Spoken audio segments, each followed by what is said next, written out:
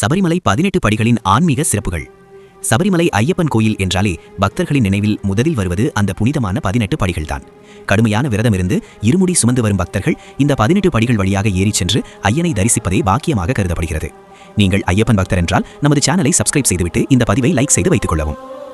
ஒரு மண்டலம் விரதமிருந்து இப்பிகள் வழியாக சென்று தரிசனம் செய்தால் மட்டுமே முழு பலன்களையும் புண்ணியத்தையும் பெற முடியும் என்பது ஐதீகம். 18 படிகளின் திருநாமங்கள். ஒவ்வொரு படிக்கும் ஒரு தனித்துவமான பெயர், திருநாமம் உள்ளது.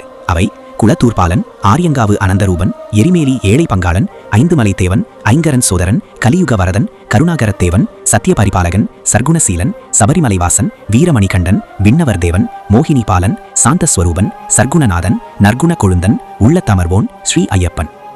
18 படிகள் உணர்த்தும் தத்துவங்கள். மனித உடலில் உள்ள தத்துவங்களை கடந்து இறைவனை அடைவதை இந்த படிகள் குறிக்கின்றன. 1 முதல் 5 படிகள் பஞ்சேந்திரியங்கள், மெய், வாய், கண், மூக்கு, செவி ஆகிய ஐம்புலன்களை குறிக்கின்றன. 6 முதல் 13 படிகள் அஷ்டமா சித்திகள், 8 வகையான சித்திகளை குறிக்கின்றன. 14, 15, 16 படிகள் மும்மலங்கள், முக்குணங்கள், சத்துவம், ரஜஸ், தமஸ் ஆகிய 3 குணங்களை குறிக்கின்றன. 17வது படி ஞானம், உண்மையான அறிவை குறிக்கிறது. 18வது படி அஞ்ஞானம் நீக்கம், அஞ்ஞானத்தை நீக்கி இறைவனை அடைவதை குறிக்கிறது. 18 படிகளில் வாசம் செய்யும் தெய்வங்கள். ஒவ்வொரு படியிலும் ஒரு தெய்வம் அல்லது கிரகம் ஆட்சி செய்வதாக ஐதீகம்.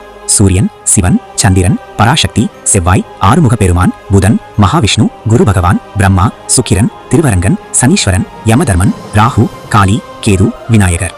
18 வகை ஆயுதங்கள். ஐயப்பன் சுவாமி மகிஷி என்ற அரக்கியை வதம் செய்தபோது பயன்படுத்திய 18 வகை ஆயுதங்களே பின்னாளில் 18 படிகளாக மாறின என்றும் ஒரு ஐதீகம் உண்டு.